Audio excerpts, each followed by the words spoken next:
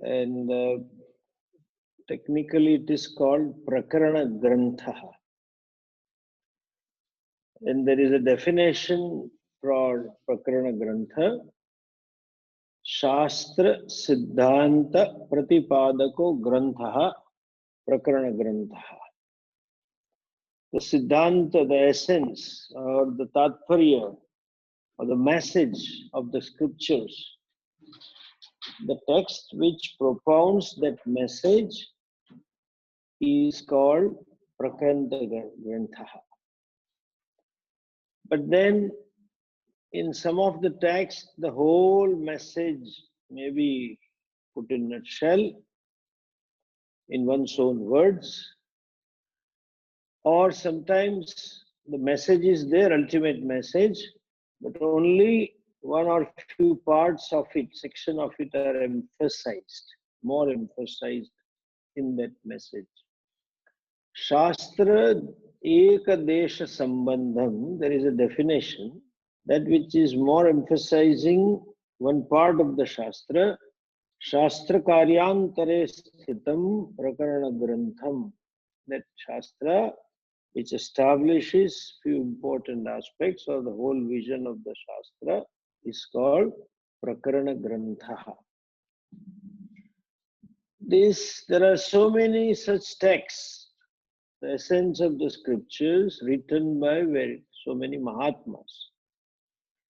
Some of them are lost, some of them are still lying in the libraries and nobody studies, and some of them are still popular, and in some of them there is a confusion also.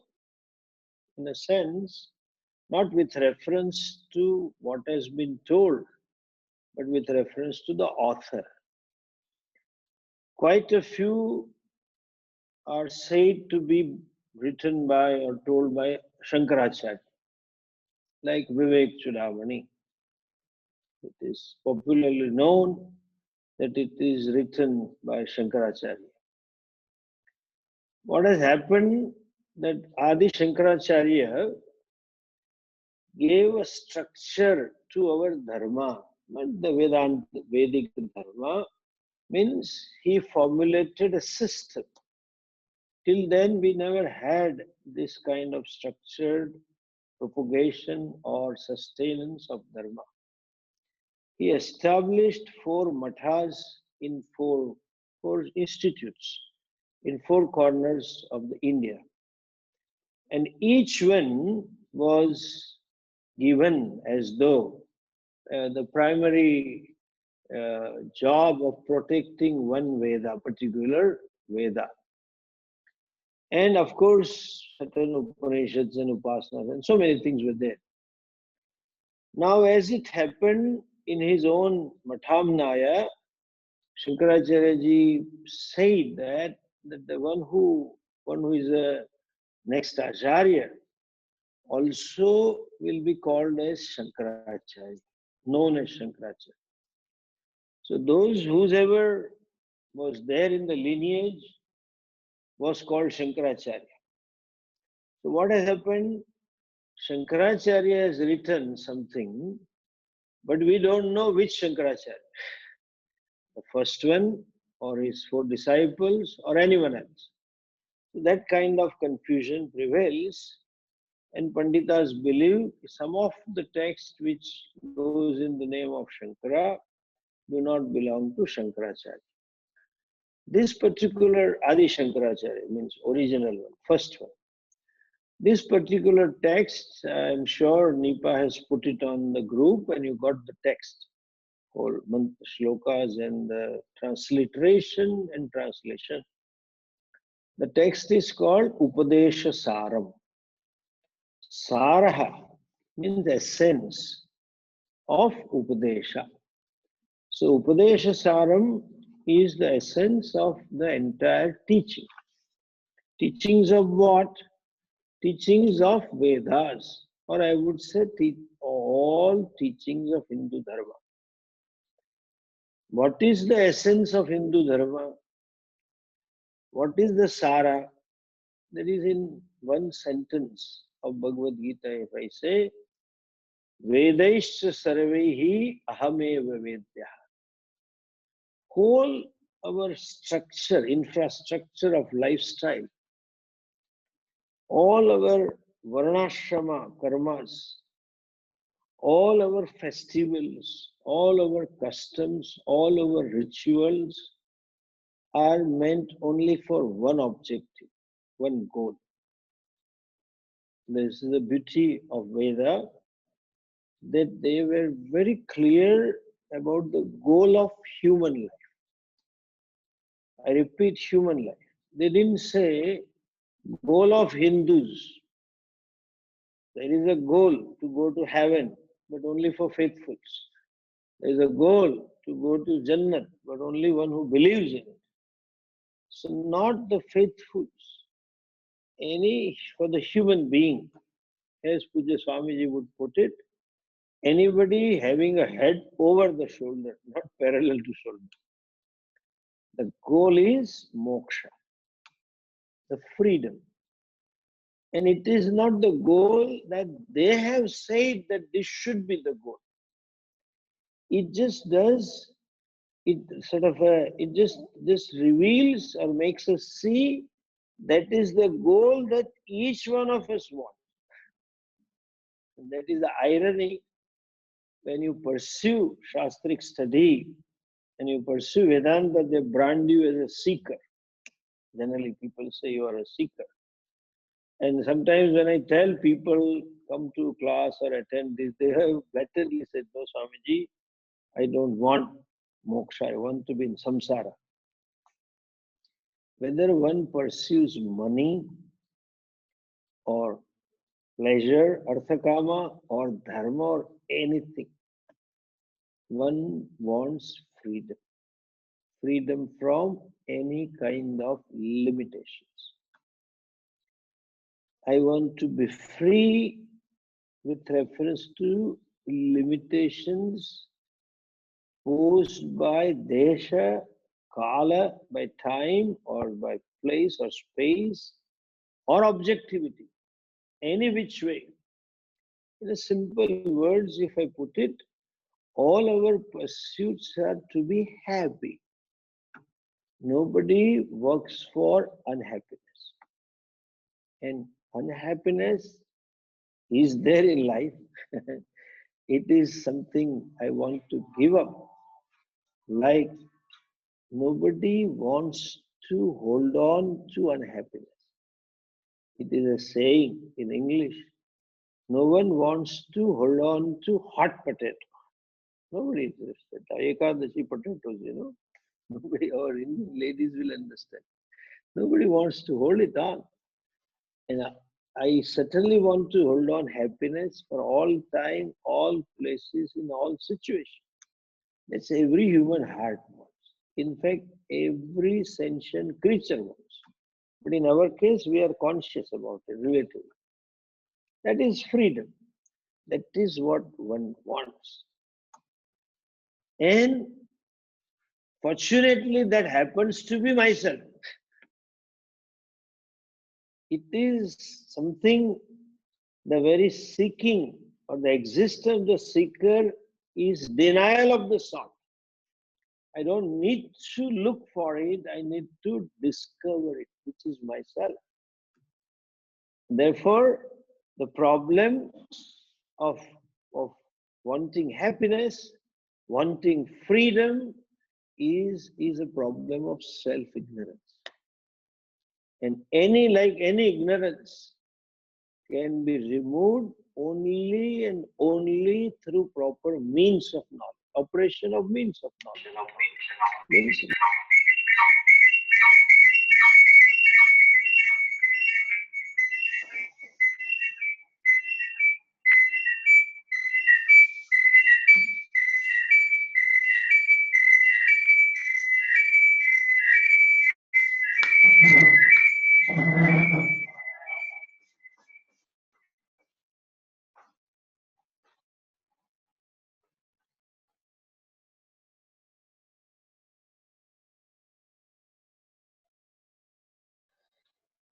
So that is the goal that we want.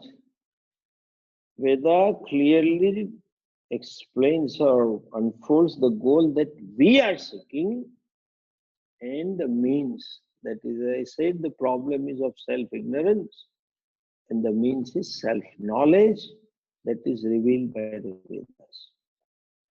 And as I said, everything is so-called Hindu culture, so-called Hindu way of life, way of living, which includes all our customs, festivals, including dressing and bathing and construction of a house and everything, including marriage. They are all meant to lead us to knowledge. That is a Sara. So Upadesa Saram means self-knowledge. The beauty here is the self-knowledge is revealed, but along with the means to prepare myself for the knowledge. Like any other discipline of knowledge, you require certain preparedness, certain readiness. That means are also revealed. And there is a beautiful analysis of human mind, our mind. And in the process, the teacher talks about meditation also, what is so popular nowadays. So, how to handle the mind?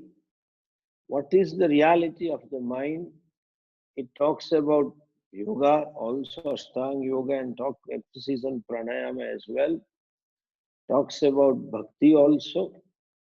And of course, ultimately, the self-wisdom is revealed over this. So in a way, it's a complete text by itself. Now there is a little background which one should know about the text. These are 30 small shlokas, you can say couplets, revealed by, there was a great saint in the south of India. He never took to sannyasa, but then he was given a title as a Ramana Maharshi. His name was Sri Ramana, and then was called as Ramana Maharshi. The unique aspect of Vedic religion, quite many, but then one of the most distinguishing vision or the knowledge or the aspect of our dharma is our vision about Ishvara. Except Hindu dharma or Sanatan dharma, every religion, as it is their religion implies something, they talk of the God, but they all put the God somewhere above, somewhere outside the perceptible world that I see. None of the religion except our Vedas clearly talk about the relationship between the created and the creator. I am also created. The world is also created and the creator. They say, everybody says, Lord created, God created this world. And some are quite blatant, or you can say so much of arrogance that God created world for man's consumption. It is for the consumption of man. We are special. All these ecological problems are because of theological problems. Anyway, our vision is, though we also have this belief and mention in Shastra that he lives somewhere in different lokas. We have more than them. They have only heaven and hell. We have Goloka, Saket Loka, Kailas Loka. God. All devatas are different lokas. So we have enough of it. But then, in the same Purana or in the Vedas or our history, it is mentioned, he is everywhere. There are so many Vedic mantras. Popularly, some of you might be chanting Purushottam. Yaccha kinchit jagat sarvam drishyate shruyate piva antarbahishcha tat sarvam vyapya narayana stita. Whatever is seen, heard, means perceived, objectified here or hereafter by me or someone else, is all pervaded by Narayana, Ishvara.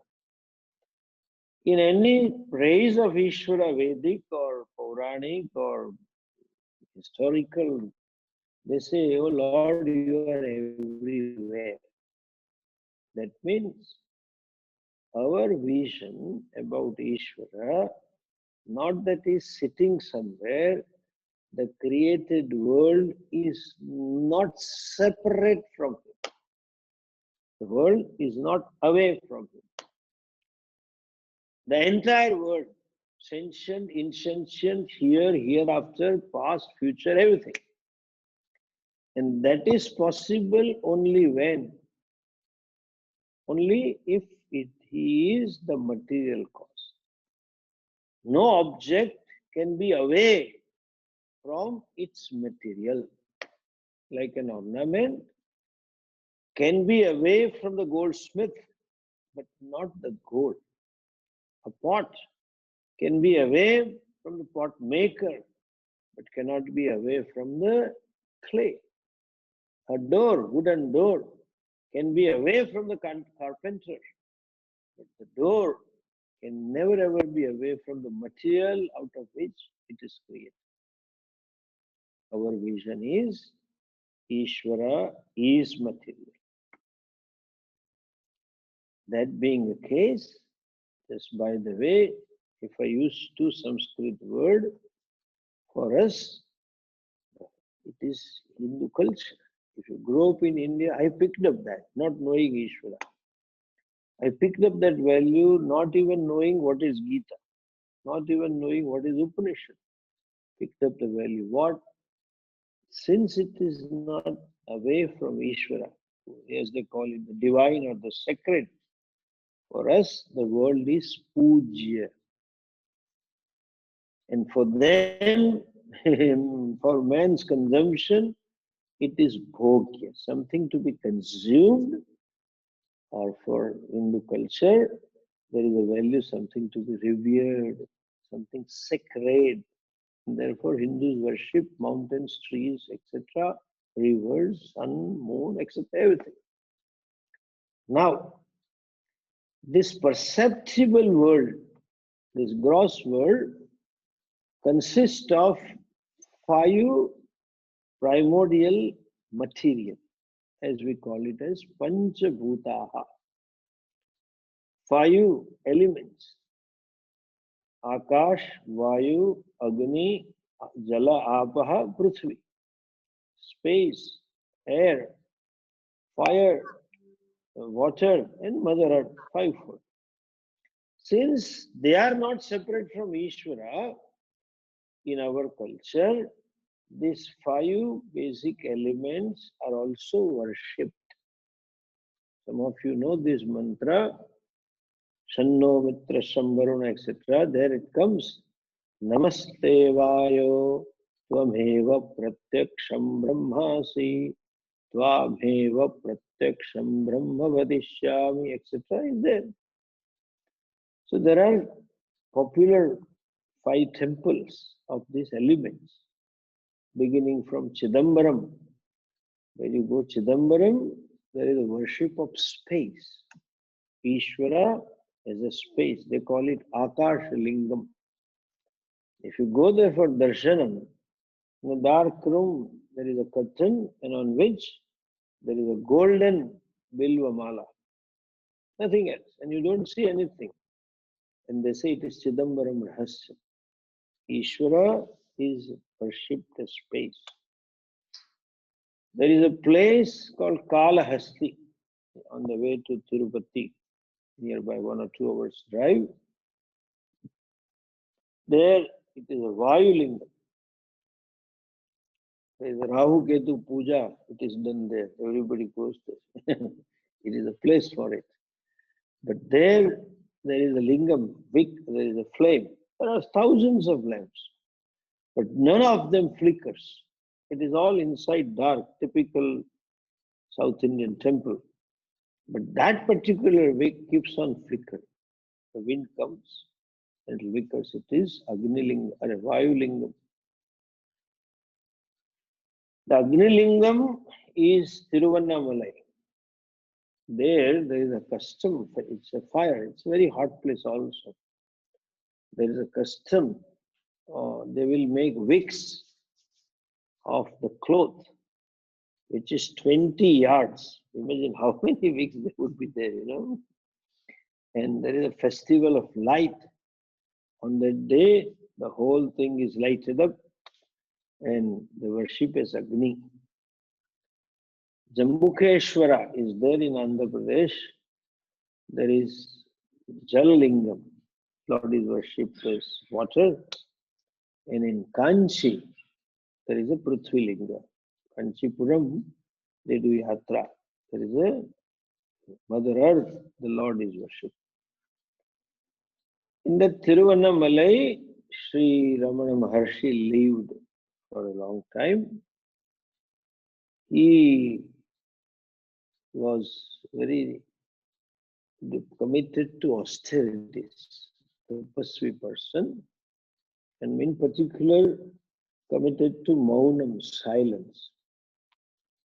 In our Gitaji's, Bhagavad Gitaji's language jargon, he must have been a yoga brashta atma. He had some experience as a child. His original name was Venkat Raman. Somebody passed away in the village, maybe his family member, and they saw a dead body. But as a child, could not understand what it is. Might have asked somebody, and although they also may not know, and they also might not have answered. But those children of his age started playing the game that let us die for some time, and others will watch. Who dies for the longest time, he or he wins. That was the game. And they understood this much, that dying means you become motionless. They saw a dead body, it was motionless and non-responding to people outside. So the fellow has to not respond to anyone.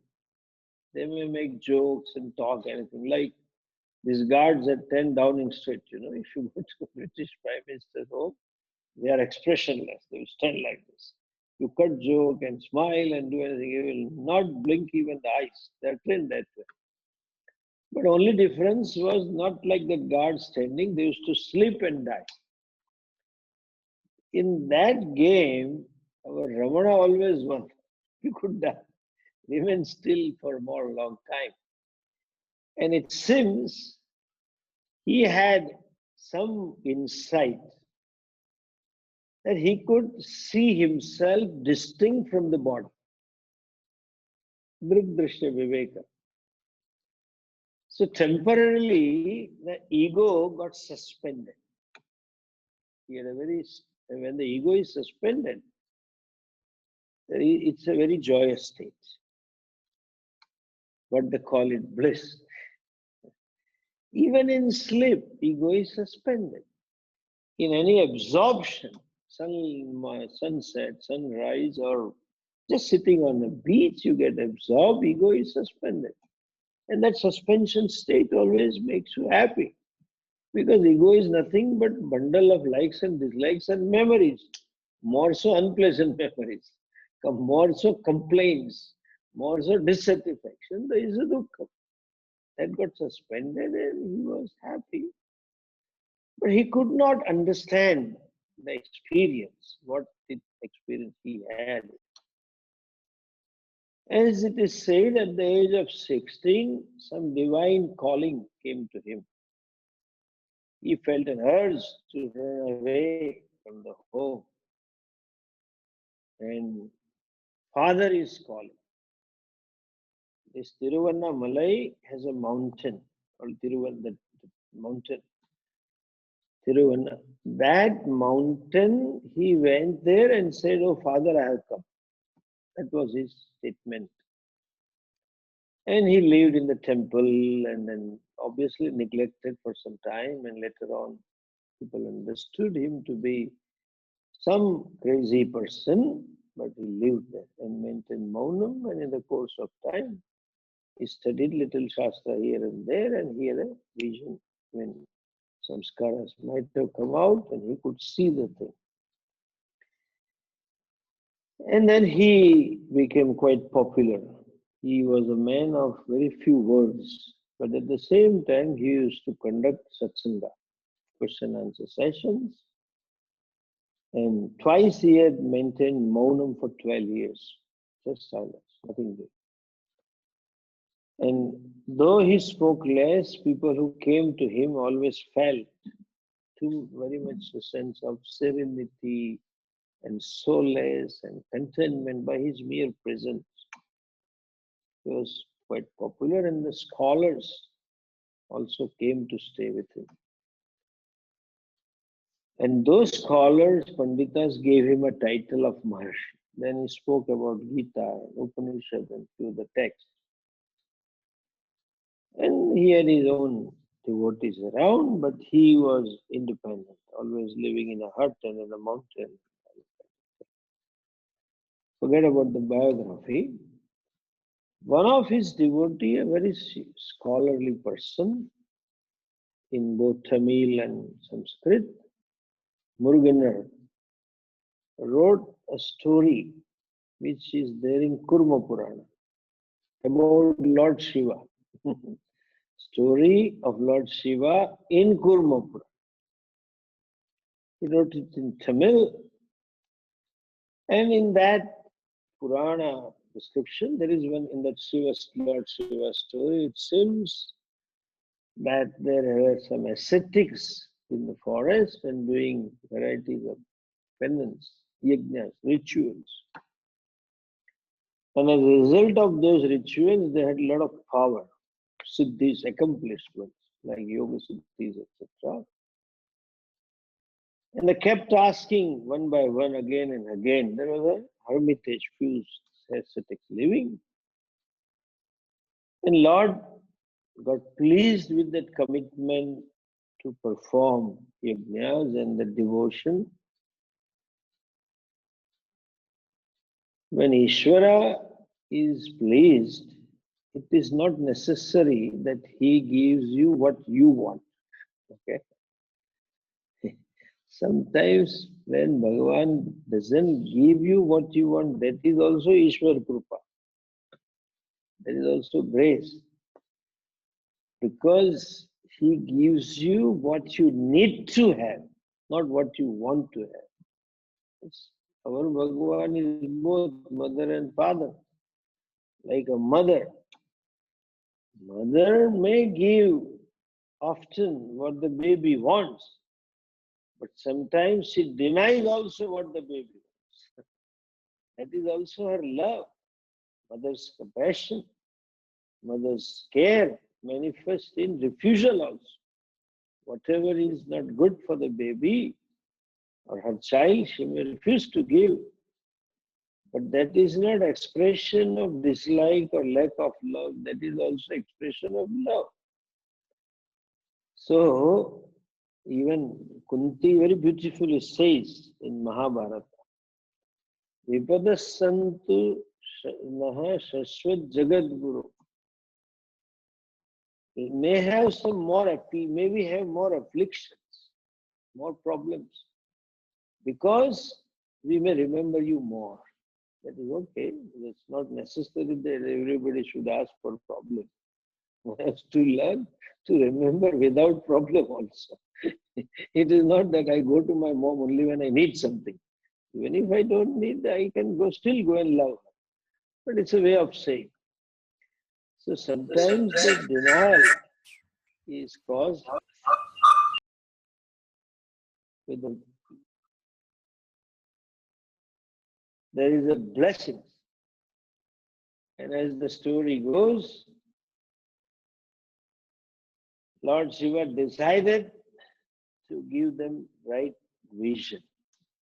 And then Bhagavan sought the help of Lord Vishnu. And they were doing these various rituals and penance little away from the hermitage where they were living, group of saints.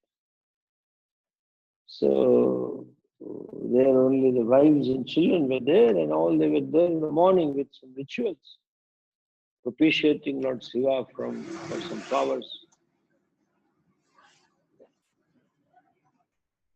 There, Vishnu, Lord Vishnu, appeared as a Mohini, a beautiful, enchanting woman. And they got so enchanted by the beauty and the grace of that lady, they started following her.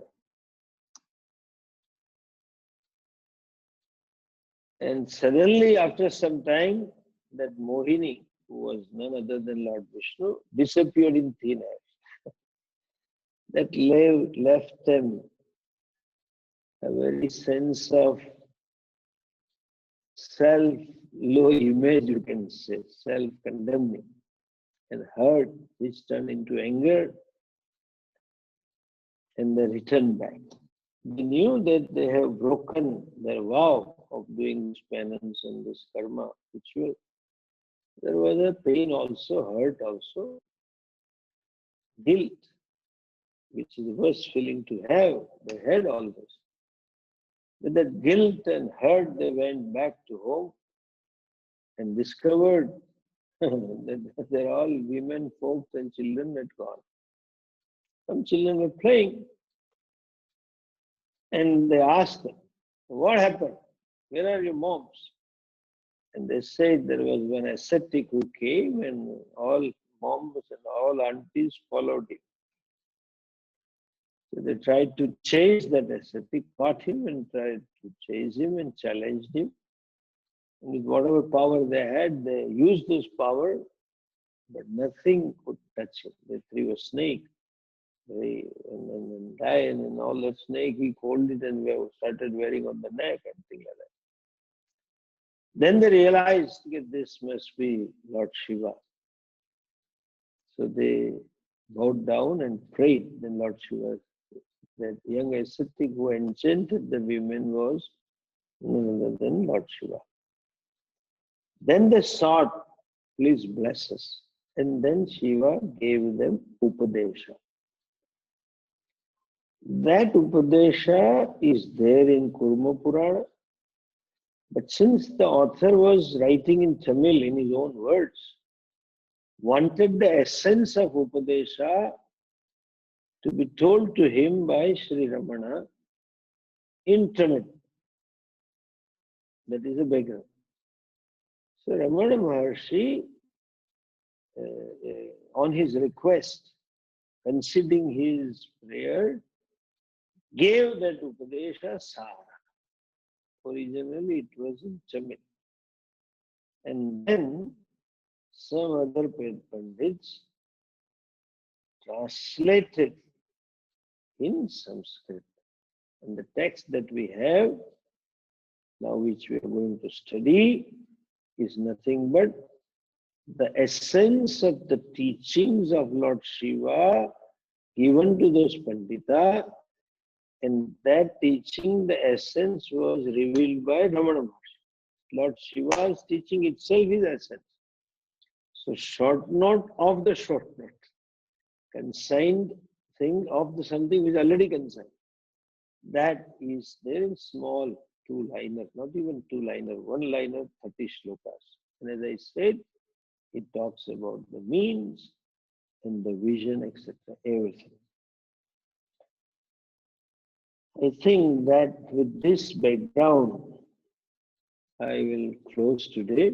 I have to talk something else. I'll close the teaching of the text now, and we'll start the text from next week. And you all please have the shloka with you, a small liner. And therefore this time it will be available shloka by shloka.